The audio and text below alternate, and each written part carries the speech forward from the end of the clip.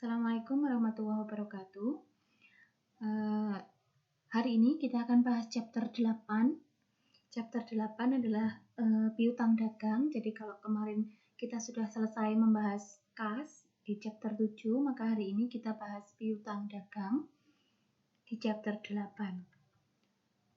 Oke, kalau kita lihat di sini, piutang atau account receivable, pengertiannya di sini adalah tuntutan kepada pelanggan dan pihak lain untuk memperoleh uang, barang, ataupun jasa yang berupa aset di sini pada masa yang akan datang sebagai akibat penyerahan barang atau jasa yang dilakukan saat ini. Jadi, barang sudah kita serahkan atau sudah kita berikan duluan, tapi uangnya belum kita terima. Jadi, itulah timbul akun piutang dagang atau account receivable. Nah, piutang sendiri diklasifikasikan di sini. Yang pertama ada piutang usaha, yaitu piutang yang terjadi dari usaha pokok suatu perusahaan. Misalnya piutang dagang, piutang jasa. Jadi dari usaha pokok atau usaha operasional perusahaan. Ini disebut dengan piutang usaha. Dan yang kedua adalah piutang non-usaha, yaitu piutang yang terjadi selain dari usaha pokok perusahaan. Misalnya saja piutang kepada karyawan, misalnya karyawan yang pinjam ke perusahaan. Nah, jadi perusahaan mencatat sebagai piutang kepada karyawan. Bisa juga berupa uang muka ke kantor cabang, tuntutan kepada perusahaan asuransi, piutang yang timbul dari subskripsi saham, bisa juga piutang dividen dan piutang bunga. Jadi kalau bukan dari operasional atau usaha pokok perusahaan, ini masuknya ke piutang non-usaha. Seperti itu. Nah, kalau piutang dagang atau piutang jasa ini ya yang menjadi operasional perusahaan. Sehari-hari dilakukan oleh perusahaan aktivitasnya. Jadi menjual barang dagang ataupun jasa seperti itu. Jadi masuknya ke piutang usaha. Oke, kita lihat dulu di sini piutang usaha. Piutang usaha meliputi semua tuntutan kepada pihak tertentu yang terjadi dari usaha pokok. Tadi sudah dibahas usaha pokok atau usaha operasional perusahaan dan biasanya berkaitan dengan pihak luar perusahaan. Ini kalau piutang usaha. Kemudian piutang usaha terjadi karena usaha pokok perusahaan seperti halnya penjualan barang dagang atau penyerahan jasa secara kredit. Jadi kalau tunai ya pastinya tidak masuk ke akun piutang. Jadi misalnya penjualan secara tunai ya berarti masuknya debitkan langsung ke akun kas. Kemudian isu dasar dalam akuntansi piutang dagang dan piutang wesel berkaitan dengan pengakuan, penilaian, dan penghentian piutang. Jadi akan kita bahas nanti termasuk penghapusan piutang. Kemudian di sini penilaian piutang usaha. Di sini piutang usaha diakui pada saat barang dijual atau jasa tertentu secara aktual yang diserahkan. Jadi yang diserahkan berapa yaitu yang dicatat. Kemudian penilaian terhadap piutang usaha menyangkut penentuan nilai jatuh tempo, waktu pengumpulan piutang, dan ketidakpastian yang dihubungkan dengan pengumpulan. Jadi pencatatan ini juga harus kita detail berapa sih nilainya, kemudian jatuh temponya berapa, kemudian waktu pengumpulannya kapan, kemudian adanya ketidakpastian, misalnya saja adanya piutang usaha yang tidak tertagih. Nah, jadi ini juga harus kita catat. Kemudian piutang usaha dilaporkan sebesar nilai bersih yang dapat direalisasikan atau net realizable value, yaitu nilai yang diharapkan dapat dikumpulkan secara tunai.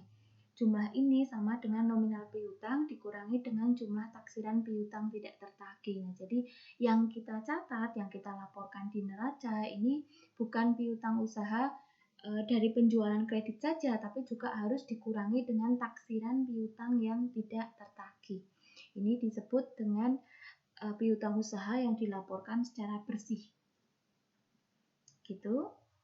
Kemudian pengakuan piutang usaha Yang pertama, jumlah piutang yang dicatat adalah sebesar harga pertukaran atau price exchange untuk dua pihak yang terkait, pastinya pihak kita atau pihak yang punya piutang dan pihak yang berhutang. Harga pertukaran adalah jumlah tuntutan kepada debitur. Di sini berkaitan dengan pelanggan dan peminjam. Kemudian yang selanjutnya ada dua faktor yang menimbulkan masalah dalam pengukuran harga pertukaran. Yang pertama, ketersediaan potongan penjualan, jadi adanya potongan atau diskon, atau potongan tunai. Dan yang kedua adalah jangka waktu antara tanggal penjualan dan tanggal pembayaran. Oke, kita bahas untuk potongan atau rabat. Di sini berkaitan dengan potongan kuantitas adalah bentuk keringanan pembayaran yang diberikan penjual kepada pembeli mencapai kuantitas yang telah ditentukan. Misalnya saja pembelian minimal 10 dapat diskon. Contohnya seperti itu. Jadi karena kuantitasnya. Jumlah keringanan tersebut digunakan untuk menentukan harga jual bersih, yaitu harga jual menurut daftar harga dikurangi potongan tertentu dengan tujuan merevisi harga produk secara periodik tanpa harus mencetak kembali katalog harga yang sudah ada, sehingga tidak perlu dilakukan pencatatan atas potongan kuantitas. Seperti itu, ini berkaitan dengan potongan kuantitas. Nah, contohnya di sini, PT ABC menjual 100 unit bola voli kepada Ana Sport, jadi toko Ana Sport, secara kredit dengan harga per unitnya ini Rp5.000. PT ABC menerapkan potongan kuantitas atau trade discount. Oleh karena pembelian mencapai 100 unit, maka PT ABC memberikan rabat sebesar 40%. Besar juga ya, 40%. Nilai jual bersih per unit yang tercantum dalam faktur adalah Rp3.000. Jadi dari Rp5.000 dikurangi dengan Rp2.000 per unitnya. Kemudian total fakturnya ini sebesar Rp300.000, yaitu dari Rp3.000 kalikan yang dibeli adalah 100 unit. Maka PT ABC mencatat penjualan secara kredit di sini. Piutang dagang Rp300.000, penjualan Rp300.000. Jadi baru masuk ke akun kas karena di sini menjual secara kredit.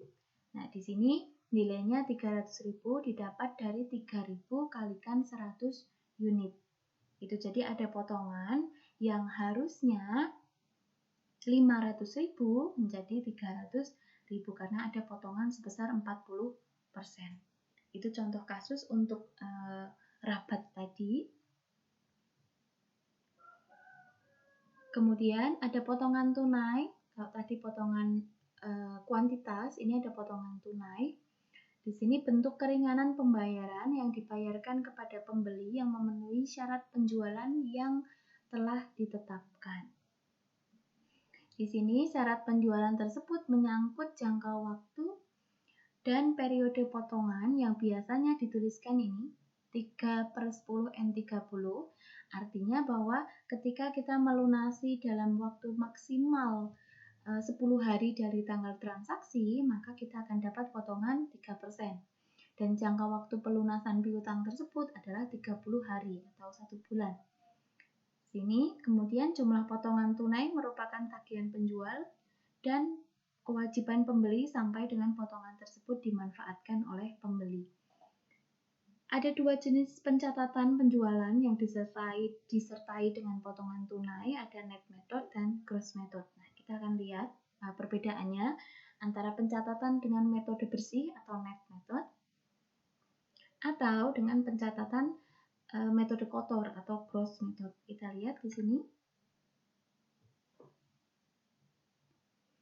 Contoh kasusnya, pada tanggal 1 April 2015, PT ABC menjual barang dagang senilai Rp200.000. Dengan syarat ini, 210N30 kepada PT DEF. Pada tanggal 9 April, ini transaksi tanggal 1 April, tanggal 9 April, PT DEF melunasi utangnya sebesar Rp100.000. Nah, jadi punya utang Rp200.000. yang dilunasi tanggal 9 April baru separuhnya dulu, 100.000. Dan sisanya akan dilunasi pada tanggal jatuh tempo. Jadi otomatis 30 hari setelahnya ya, jadi 30 April baru akan dilunasi sisanya. Nah, kita lihat di sini perbedaan pencatatan dengan net method dan gross method. Yang pertama tanggal transaksi dulu. Ini tanggal 1 April menjual barang dagang senilai 200.000. Kita catat. Kalau kita pakai metode net atau metode bersih, di sini kita jurnal piutang dagang, kreditnya penjualan atau pendapatan penjualan. Nilainya adalah 196.000. Kenapa? Karena di sini kita pakainya metode net atau metode bersih. Jadi ketika kita menjual dengan syarat tadi 210N30, maka asumsi kita semua pembeli itu pasti memanfaatkan diskon 2% tersebut. Nah, jadi 2% dikalikan 200.000 nilainya. 2% kalikan 200.000. Nah, jadi langsung dikurangkan dengan ini. Jumlahnya adalah Rp4.000, maka di sini 200.000 dikurangi dengan 4.000, maka didapat 196.000. Jadi asumsinya potongan tadi pasti akan digunakan. Berbeda dengan metode pencatatan gross atau metode pencatatan kotor, ya yang kita catat nominalnya saja berapa penjualan secara kreditnya 200.000. Kalau misalnya nanti potongan digunakan berarti kita catat, kalau tidak digunakan ya tidak kita catat. Ini kalau yang metode gross. Kemudian tanggal 9 tadi pelunasan sebagian, mencatat pelunasan dalam periode potongan sebesar 100.000 karena baru sebagian. Nah, kita lihat di sini kas debit 98.000 karena dapat potongan ya 100%, potongannya 2%, maka yang dibayarkan hanya 98.000. Jadi 100.000 dikurangi 2% kali 100.000. Kemudian kas kreditnya piutang dagang. Kemudian kalau pakai metode gross di sini kas potongannya baru kita jurnal potongan penjualan karena benar-benar terjadi. Jadi potongan penjualan akan mengurangi kas, masukkan ke debit, kreditnya piutang dagang berkurang sebesar 100.000. Nah, kalau pakai metode net ini asumsinya selalu dipakai. Jadi ketika benar-benar dipakai ya sudah berarti tidak perlu dicatat karena pakai asumsi bahwa setiap pelanggan ini pasti akan memanfaatkan diskon. Itu berbeda kalau metode gross, kalau terjadi diskon ya berarti dicatat, kalau tidak ya tidak dicatat. Itu. Kemudian di sini mencatat pelunasan di luar periode potongan sebesar 100.000. Jadi tadi di akhir bulan April pencatatan 30 hari setelahnya setelah tanggal transaksi, maka di sini tanggal 1 Mei 2015 mencatat pelunasan tadi sisanya 100.000. Nah, di sini kalau pakai metode net kita jurnal kas, kreditnya piutang. Nah, karena ini asumsinya adalah selalu digunakan, maka ketika tidak digunakan ini harus dicatat. Di sini piutang dagang 2.000 ini dari 2% kali 100.000. Ini. Kemudian potongan penjualan tidak digunakan sebesar Rp2.000. Jadi ada dua jurnal ketika perusahaan menerapkan metode net method atau metode bersih dalam mencatat potongannya. Maka ketika tidak digunakan ya kita jurnal sebesar Rp2.000 untuk yang tidak digunakan. Kalau pakai metode pencatatan kotor ya tinggal berapa yang dilunasi, itu saja simpel. Jadi kas, kreditnya piutang dagang, pelunasannya adalah 100.000. Seperti itu. Kemudian di sini ada biaya atau kos pengiriman. Ada beberapa yang sudah kita kenal ya. Di sini ada perjanjian antara pembelian dan penjualan yang juga menyangkut syarat pengiriman barang yang secara spesifik ditunjukkan dengan free on board terms atau FOB. Kemudian syarat FOB ini digunakan untuk menunjukkan pihak yang akan menanggung ongkos pengiriman barang. Di sini ada dua, FOB shipping point dan FOB destination. Di Di sini syarat titik pengiriman untuk FOB shipping point ini yang syarat titik penerimaan. Seperti itu. Nah, ini yang akan kita bahas, penghapusan piutang yang tidak tertagih. Jadi, kejadian yang mungkin menyebabkan piutang tertentu dinyatakan tidak tertagih, yaitu pelanggan yang memiliki masalah keuangan, kegagalan pembayaran, negosiasi ulang jangka waktu piutang dengan pelanggan, taksiran penurunan nilai aliran kas masa depan. Jadi, berbagai macam faktor yang menyebabkan piutang itu tidak tertagih, biasanya karena kebangkrutan, kesulitan keuangan yang signifikan, dan seterusnya. Atau bencana alam itu juga bisa. IASB atau International Accounting Standard Board di sini menyarankan perlakuan atas jumlah piutang tidak tertagih. Di sini yang pertama, piutang yang signifikan harus dipertimbangkan tidak tertagih secara terpisah. Demikian juga untuk piutang yang tidak signifikan. Jadi piutang yang nilainya besar, nilainya signifikan, dengan nilainya yang tidak signifikan ini harusnya dipisah. Ini menurut IASB. Kemudian piutang usaha yang benar-benar tidak dapat tertagih harus dihapus.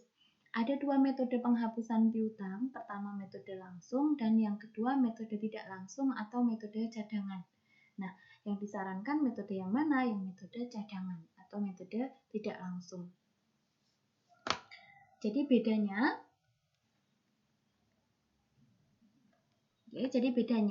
kalau metode langsung perusahaan itu ibaratnya tidak ada akun jaga-jaga. Nanti kalau misalnya ada piutang yang tidak tertagih, ya sudah kita hapuskan saja, langsung kita masukkan ke biaya. Tapi kalau pakai metode tidak langsung, sebelum betul-betul terjadi adanya piutang yang tidak tertagih, maka perusahaan punya akun jaga-jaga dulu. Akun jaga-jaganya ini disebut dengan CKP atau cadangan kerugian piutang. Di sini kita lihat metode penghapusan langsung. Pencatatan piutang tidak tertagih dilakukan pada saat piutang tersebut diketahui secara pasti tidak tertagih. Penghapusan langsung. Jadi pada akhir tahun 2016, PT Bintang melakukan transaksi penjualan secara kredit dengan beberapa perusahaan. Di sini ada PT Rapi, PT ST, dan PT Aldi. Masing-masing nilai penjualannya ini, PT Rapi 500.000, PT ST 750.000, dan PT Aldi adalah 1 juta rupiah. Nah, kita bikin jurnal ini yang pertama.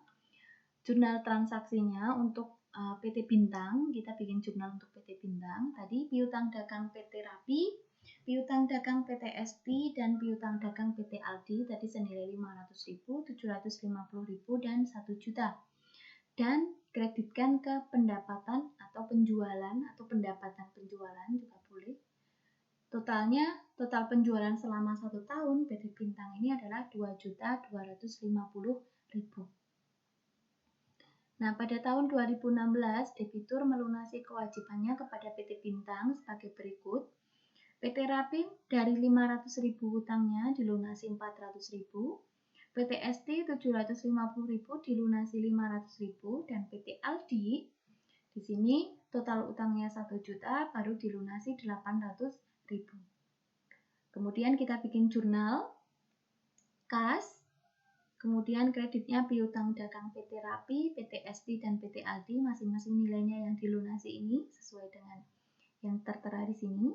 Kemudian kasnya kita jumlahkan aja 400.000 tambah 500.000 tambah 800.000. Di sini mencatat pelunasan piutang sebagian ya, jadi karena belum pada lunas, masih menyisakan utang. Selama tahun 2016 tidak ada piutang dagang yang dinyatakan tidak tertagih untuk tahun 2016.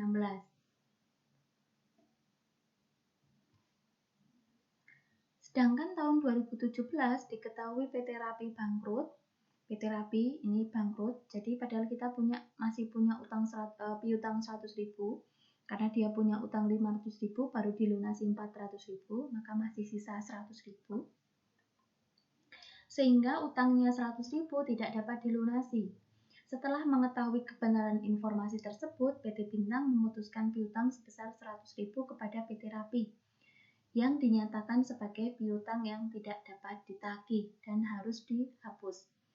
Kemudian cara penghapusannya kita bikin jurnal, jadi diikhlaskan ya piutangnya. Kita masukkan ke akun kerugian piutang dan kreditkan ke piutang dagang. Jadi 100.000, nilainya 100.000 untuk kreditnya. Jadi kita hapus atau kita ikhlaskan tadi piutangnya sebesar 100.000, kita bikin jurnal kerugian piutang, kreditkan ke piutang dagang. Seperti itu. Kemudian tadi misalnya saja tahun 2017 PT Bintang melakukan transaksi penjualan secara kredit ini 2.500.000 dan dilunasi oleh debitur sebesar 2 juta rupiah. Penghapusan piutang berpengaruh pada penyajian informasi mengenai pendapatan penjualan. Nah, kita lihat di sini di laporan laba rugi komprehensif di sini tahun 2016 total penjualannya ini tadi 2.250.000. Ini 2.250.000. Kemudian untuk tahun 2017 ini penjualan kreditnya 2.500.000. Nah, di tahun 2016 tadi tidak ada biaya kerugian piutang. Tahun 2017 ini ada sejumlah 100.000. Tadi yang menghapus PT Budi tadi. Kemudian ini untuk laporan neracanya, piutang dagangnya kita laporkan 550.000. Kemudian tahun 2017 sebesar 950.000. Nah, ini untuk piutang dagang bersihnya ini ya yang kita laporkan sejumlah berapa piutangnya. Karena tidak ada akun piutang cadangan kerugian piutang. Seperti itu.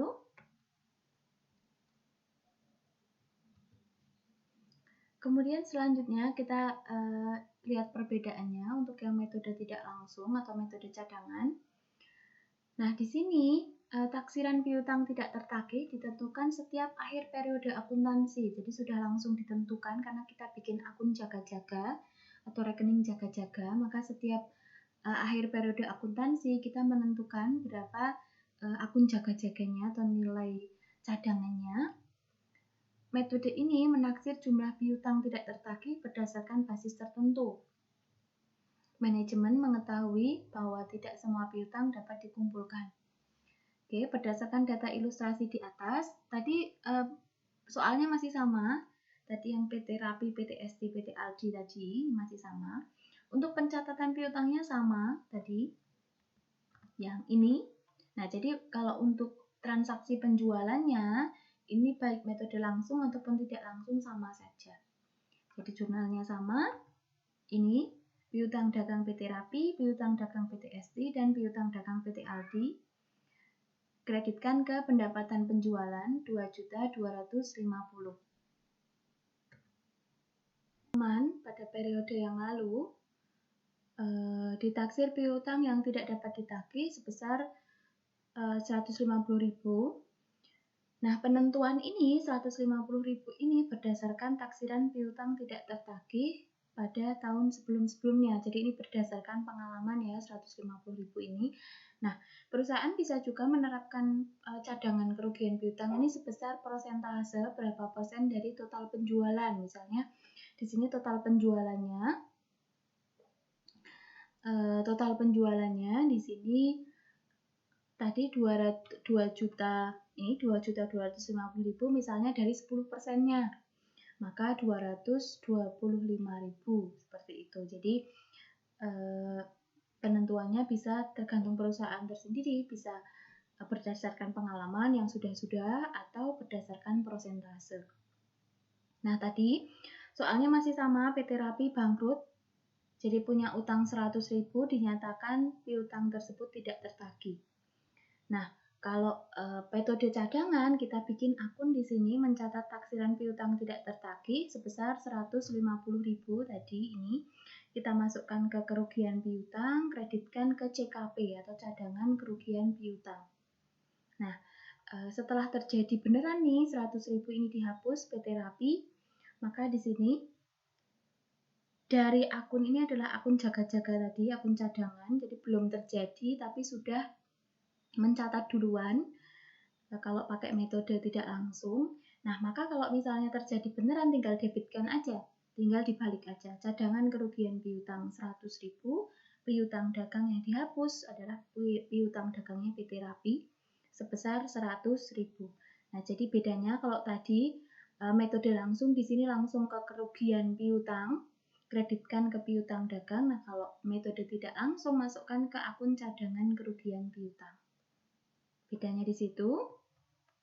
Nah, bedanya juga laporan laba rugi dan neracanya di sini. Kita lihat soalnya sama. Misalnya saja di sini ada tambahan taksiran piutang tidak tertagih metode CKP tadi menentukan 200.000, kalau tadi 150.000 ditentukan 200.000 misalnya tahun berikutnya, maka laporan laba ruginya di sini total penjualan tahun 2016 tadi 2.250.000 dan tahun 2017 adalah ini 2.500.000. Kemudian biaya kerugiannya kalau di CKP-nya ya, jadi CKP-nya ini 150.000 tahun sebelumnya dan tahun 2017 ini ditentukan 200.000. Nah, maka di sini piutang dagangnya untuk laporan posisi keuangan di sini ini 150.000 CKP-nya dan ini 200.000 untuk tahun 2017. Maka piutang dagang bersih yang dilaporkan ini sebesar 400.000 tahun 2016 dan tahun 2017 750.000. Bedanya seperti itu. Oke, kemudian kalau misalnya tadi piutang yang sudah dihapus ternyata diterima atau misalnya saja pelanggan ini ternyata berniat untuk mengembalikan utangnya kepada kita, maka yang harus kita lakukan ada dua metode lagi di sini. Yang pertama kita akui dulu kalau pakai metode langsung di sini pakai metode langsung tadi jurnal penghapusannya debit kerugian piutang, kreditnya piutang dagang PT Rapi. Nah, kalau misalnya mau diterima lagi sudah dihapus tapi mau diterima kembali, maka kita balik dulu, kita akui adanya piutang dulu. Jadi jurnalnya dibalik. Dari penghapusan tadi kita balik debitnya piutang dagang, kreditnya kerugian piutang. Senilai 100.000 tadi. Nah, kemudian di sini pada saat piutang tersebut dilunasi, baru kita bikin, berarti ada dua jurnal. Jurnal pengakuan kembali yang tadi, kemudian yang kedua adalah jurnal pelunasannya. Debitnya kas, kreditnya piutang dagang sebesar 100.000. Gitu. Kemudian ada situasi yang kedua, jika informasi dari debitur diperoleh dalam periode yang berbeda dengan periode terjadinya penghapusan piutang, maka jurnalnya seperti ini. Tadi piutang dagang, debit, kreditnya pendapatan lain-lain. Ini untuk mengakui pengakuan kembali, berbeda dengan ini. Kalau ini misalnya saja tadi dihapus tahun 2016. Jadi tahun 2016 dihapus PT Rapi piutangnya. Nah, di tahun yang sama, berarti di tahun 2016 juga, itu bisa melunasi. Jadi sudah dihapus tapi dilunasi. Nah, itu jurnalnya ini, dibalik aja. Tapi kalau misalnya selain di tahun 2016, jadi selain di tahun penghapusan, maka kita akui sebagai pendapatan lain-lain. Ini. Jadi kalau misalnya dilunasi, dihapusnya tahun 2016, tapi dilunasinya mau 2017, maka diakui sebagai pendapatan lain-lain, bukan lagi sebagai kerugian. Kenapa? Karena di sini kerugian piutang ini masuknya nantinya ke laporan laba rugi. Nah, laporan laba rugi kan dalam satu periode kan sudah habis, jadi tidak ada dibawa ke periode berikutnya. Maka dari itu perlu dibikin akun pendapatan lain-lain. Itu kalau pelunasan selain di tahun penghapusan. Gitu. Kemudian jurnal kedua sama, kas, kreditnya piutang dagang sebesar 100.000. Jadi jurnal yang kedua ini sama. Baik yang dilunasi di tanggal penghapusan tahun penghapusan maupun yang tidak. Yang berbeda hanya ini, kalau dihapusnya tahun 2016 dan dilunasinya 2016, maka bikinnya yang ini. Piutang dagang, kreditnya kerugian. Tapi kalau dilunasinya di tahun yang berbeda selain tahun 2016, maka ini pakainya yang ini, pendapatan lain-lain. Begitu untuk materi piutang dagang. Oke, sampai di sini. Kemudian ini ada latihan soal dari yang materi piutang dagang. Di sini ada PT Nusantara dan seterusnya, ada transaksi-transaksinya. Nah, ini untuk latihan, silahkan bisa dikerjakan. Ini untuk tugas yang pertama, jadi dari ini pertemuan kita yang ke-6 dan ini tugas pertama dari pertemuan ke-6. Silahkan bisa dikerjakan. Gitu, sampai di sini dulu pertemuan kita di minggu ke-6 ini, kemudian 2 materi hari ini. Nah, untuk tugasnya silahkan dikerjakan di double folio dan dikumpulkan. Gitu, saya akhiri. Kurang lebihnya mohon maaf. Assalamualaikum warahmatullahi wabarakatuh.